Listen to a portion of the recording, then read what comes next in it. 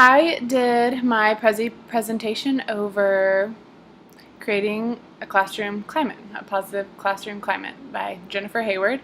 This is focused on secondary students. I'm getting certified in secondary education. English, I think, is what I'm going to do. So I don't have much teaching experience, but based on my research and my experience working with adolescents in social work and in volunteer work in youth ministry, this is what I came up with. So an overview, the three things I'm going to talk about is developing positive interactions with students in the classroom, how to support students' social and emotional well-being, and giving a welcoming introduction.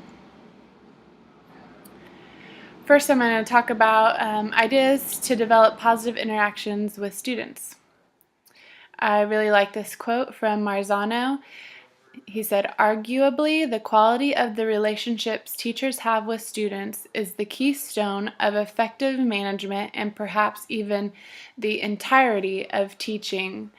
So that puts a lot of weight on the relationships that you have, and I really kind of agree with this.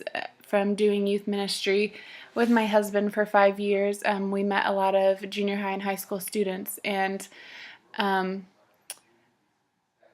the relationship that we built with them and the first impression that we made with them played a huge role in how they reacted to us and listened to us throughout our time with them. So I think it's really important that they feel that there's a relationship there and that they're cared about. The three areas that I'm going to focus on are getting to know your students, staying emotionally neutral, and setting clear expectations in the classroom. So first, the only way that you can build a relationship is by getting to know your students some and letting them get to know you a little bit and letting them into your lives. 4 ways, that simple, practical ways to get to know your students and to set a positive climate in your classroom.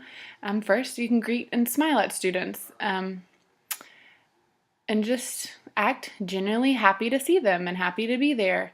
No matter what your mood is, you can still greet them with a smile. Another thing you can do is to learn their names quickly. This is something I'm actually not very good at. I'm not auditory, so just hearing a name, I forget it quickly, but maybe I could implement name tags or something at the beginning and really try hard to learn names quickly, because when you meet someone and then the next time you meet them, they remember your name, it really says something about that person and that you're important to them.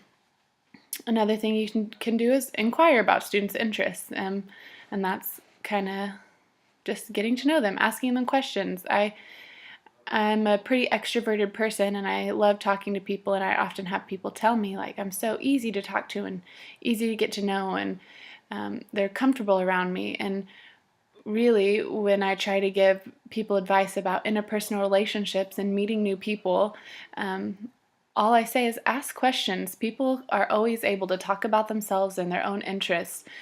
Just inquire about who they are and show interest and a commonality in what they say. And yeah, ask questions, and at the beginning of a class, at lunch, just whenever you get a chance, just to show that you care about your students. And the last thing you can do is personalize learning activities. This could be anything from grouping students together in groups of same interests, or just allowing some freedom in assignments, such as what they do their research on or a book report on, choosing a book that interests them, just allowing a little flexibility so they can do something that interests them.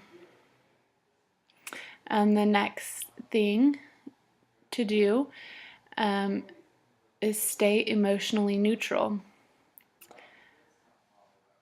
Don't take bad behavior personally. There's always a background behind why the student's acting bad, and it's usually nothing against you. It's probably nothing against your teaching or your classroom. There's probably a whole history of things that have gone on in this kid's or child's life. So It's just important to not take any behavior personally. When negative emotions arise, try not to act on them. Inevitably, you will have negative emotions and maybe anger and frustration, but it's important to be able to control those and just try to act as neutral as possible. 3 would be don't take yourself too seriously. I think this is important. I've had teachers in the past who were just wanted complete control and authority in their classroom, and no one liked them. But the teachers that were able to relate to students and laugh at themselves and admit their mistakes, and just be viewed as a real normal person, students liked a lot more. Another idea is to use humor or redirection to diffuse emotionally intense situations. I really like using humor and laughing, and or just simply changing the activity to redirect students if they're angry or misbehaving. The last thing you can do is to set clear expectations, to have clear class rules set at the beginning of your class, maybe posted on the wall. Clear expectations of what you expect. Make known your goals in the classroom, what you want to accomplish, why you're there, and have consistent positive and negative consequences. Because I've never taught, I don't have a lot of information on this. I'd kind of have to research some more. I'm interested to what other people will say about what exactly you can use for positive and negative consequences. I mean, my son in his kindergarten class, they do something as easy as like colors. If you're good, you get to move up, and they have the top colors, and if you're bad, you move this paperclip down to like red or something. And he really gets into that. He likes to be on the top, which is blue and pink. But for high school, I'm not sure. When I was growing up, we had like contests where if you were good, you got to put a scoop of rice in this bowl, and once you filled the rice bowl, you got a pizza party or something like that. So that would be positive consequences. And as far as negative consequences, I'm really not sure what you can do besides give them detention or send them to the office or something along those lines. So I'm interested as what other people have to say. The next thing I'm going to talk about is ways to support students' social and emotional well-being. The 4 areas I'm going to talk about are self-awareness, self-management, social awareness, and relationship skills, helping develop these in your students. Self-awareness, I would define that as teaching students to recognize how their own thoughts and emotions affect their actions, as well as how their action and words impact other people. So I think that's a skill that students need to have. Hopefully by high school they have this skill, but you might need to keep working on it, especially talking about how their actions impact other people. And some ideas for this are journaling, reflecting on things, mediation, peer mediation possibly, or mediation with a counselor, and even just discussion about certain situations. Self-management, I would say this is helping students learn the ability to self-motivate, have self-control, and regulate their emotions. Some ideas for this is teaching breathing exercises or counting, advising students to just remove themselves from a situation if they're getting into a heated situation with other students. You can also use visual cues and charts if your student is working on a specific behavior, and you're going to focus on that behavior, and you can give them a visual cue to show them when they need, like when they're acting out on that behavior and they need to check themselves. Also, you can use charts for good behavior, bad behavior, things like that. Social awareness, raising awareness in students about the world around them and modeling empathy for others. Some ideas to do this are service learning projects, volunteer projects, if you can do that. If you can take a field trip, I don't know. it'll depend on what's allowed, but you can definitely talk about social justice issues in your classroom, and you can do role playing to help them understand how other people might feel. Relationship skills, helping students gain the ability to connect with and work well with others in both play and work. In your classroom, you can do group race projects so they can practice this. You can teach them active listening and what that means.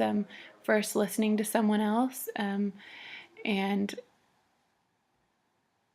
understanding what they're saying, maybe reiterating what they're saying and how they're feeling, listening before they speak. And then another way is to teach them to speak with I messages. Instead of accusing people or saying you did this or you did this, say I feel this way when you do this. Things like that. Another thing you can do in your classroom is give a welcoming introduction so they feel welcome when they come in. And here is my little introduction.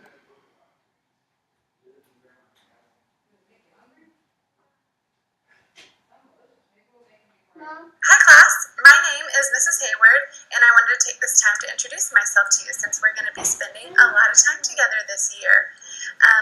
I'm a new teacher, and the reason I chose to teach secondary education is because I think junior high and high school years are such a really cool period in life. You're not a child anymore, you're not yet an adult, and you're kind of finding yourself and learning who you are and experimenting and becoming an adult. So I think it's a lot of fun. I don't have to treat you like babies. You can take care of yourself. You can go to the bathroom yourself. I don't like taking care of people, so it's great. And I feel like I can treat you like peers sometimes, and we can have a mutual respect for each other and conversations that can enhance both of our lives. So I'm really excited about that. I loved junior high and high school. High school more for sure. Junior high is a little interesting stage, but I went through a lot of crazy stages in high school. I went through a lot of different hairstyles, as you can see. A lot of different clothes styles. Just, testing out my creativity. My parents thought I was crazy, and I started driving, and I got a really old car, and so I spray painted it, made some pretty pictures on it. I was a little crazy in high school, and but I think it's such a fun time. It's a time where you can do those things, you can explore those things, and you can really find out who you are. So I'm really excited to get to know you guys and learn more about you. I went off to college. I'm from Oklahoma originally, and then I went to college in Illinois. I met my husband in college. His great hair and jumping skills just made me fall for him. And we got married my junior year in college, then we finished college and we headed off to Africa for half a year. It was a really cool opportunity. We taught English in Africa and learned a lot about the culture there. We came back, and my husband worked as a youth minister in Oklahoma for 5 years, and I helped him out a lot. So I worked with a lot of junior high and high school students there. It was a fun time. Then we moved to Missouri for a couple of years, and then out to Arizona, where my husband teaches, and I also became a teacher. We have 2 kids. We have a 5-year-old and a 3-year-old, and they're a lot of fun. And some things that we enjoy doing, we love the outdoors, we love hiking, camping, I play the guitar, I love art, drawing, photography. I was a wedding photographer for the years before I started teaching, so that's a lot of fun. Digital design, graphic design, I like all kinds of stuff like that. So yeah, I'm really excited to get to know you guys, to learn more about you, and hopefully to develop mutual respect for each other and learn from one another this year. Thank you. So that was the introduction I came up with. After I made it, I did realize I didn't talk too much about my professional introduction. I guess I did talk a little bit about teaching English in Africa and working with high school students in youth ministry, since I don't have much of a background in teaching, but my education is I have a bachelor's in intercultural studies and a master's in higher education. I was going to work at a college or university, but then I decided to take the secondary route. So I might mention that in there. I'm not sure if high school students would even care or not, but that was my try at an introduction. Lastly, the references I used are from Marzana, The Art and Science of Teaching, and from Edutopia, a video about 5 keys to successful social and emotional learning.